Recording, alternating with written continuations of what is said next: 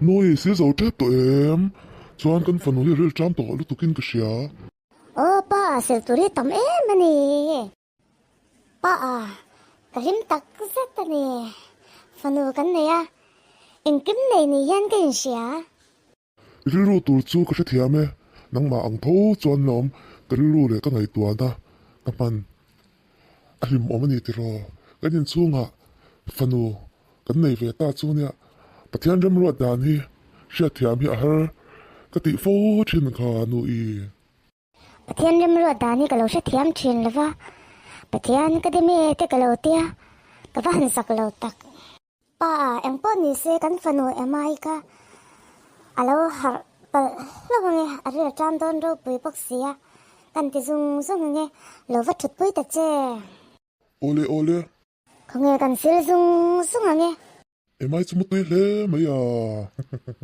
du om reu le tuk mai ema ka ti har che mi sim sim to ali la ta me ole ole ani chuan thili ei chu don ya o lo thola thili ei to nga I thang thur thur mai ang anh nhớ cho nên nắng mà anh thì ai chợ chợ cho nên liền pin ông đôi nên mì o te reng mai fel ngat phei chuan apa min ti te le apa o iban fel em kilometer pa emai min pe ka wangin apa ali la tam to ani chuan ti dan ka sia inu ko la anu ri tam to han ti ti anu ali la tam to anu ka fanu ema il alo tam to amo ka van không ai em he arti ka chum sak chau chia ai chau don ya o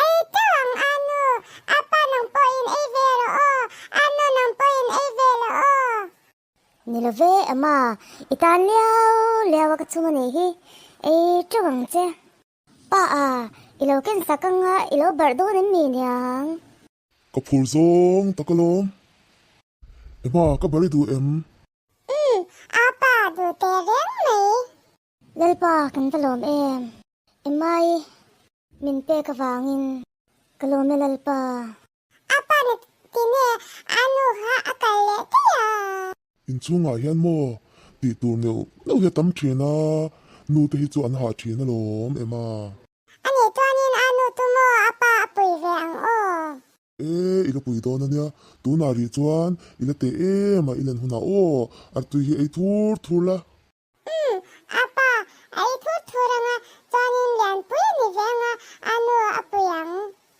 apa apa to apa lengang mo lengang ko ya mo kan le nang Kaya po leng du apa ole ole a tha lom yak apa nen an leng tun ton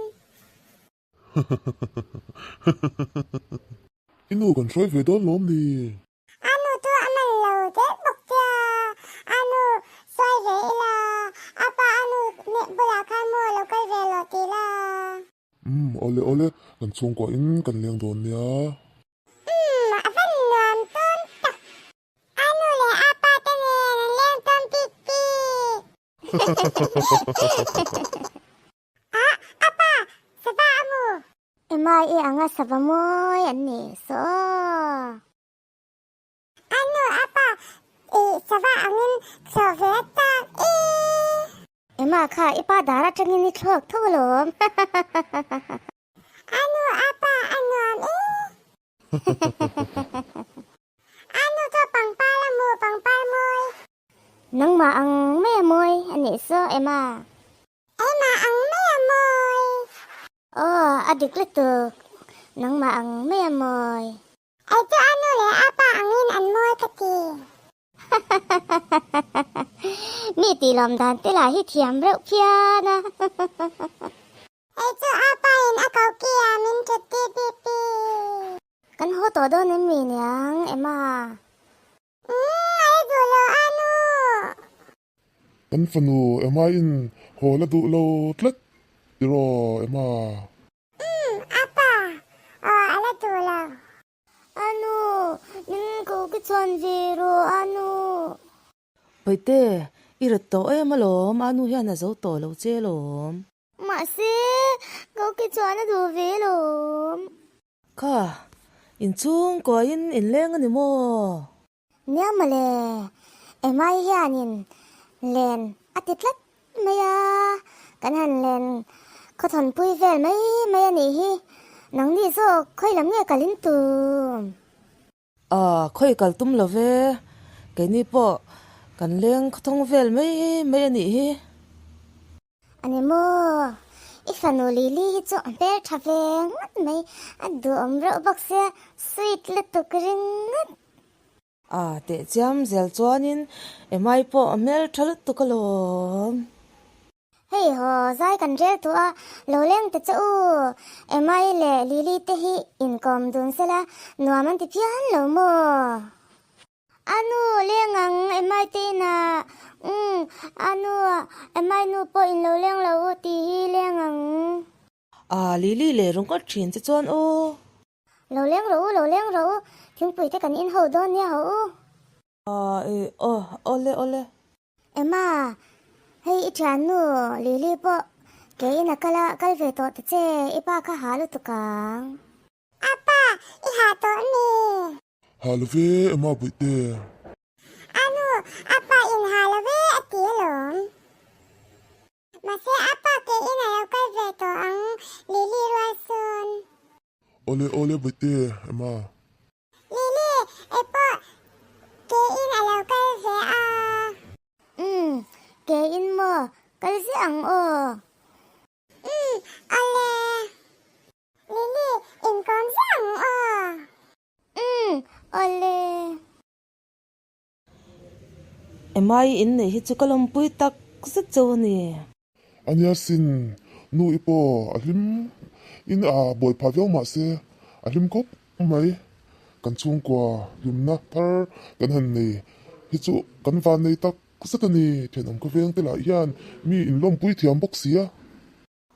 Fanay lo khan ka ti chan kain oma kan long pui tak zat zo ni. Karira ma nilaw ma se. Karira ang tsayan ka nga ya. Kashin chua ni may tiyan kayin sa chin. Ani don lutuk ka siya tiyam che lom. Emay yan. Asya chua na entin tak min nga yang mo. Min kalsan le tiyang tihi kalaw tak zata ni. Kay chu kalsan che karing mi alaw in mangay boksi. Lao thong reng su. Emma in hi nuam ka ti eh. Lawleng siya ro. Ano ina paljan na lawleng siyang. Lawleng siya ro. Kanin kom siya don niya o. Kanuwa nati kanleng do na nga. Saning kanuwa nati kanin siya mga. Ole tereng may ano law dir tinang o. Sanin sukul po kaldo nang o.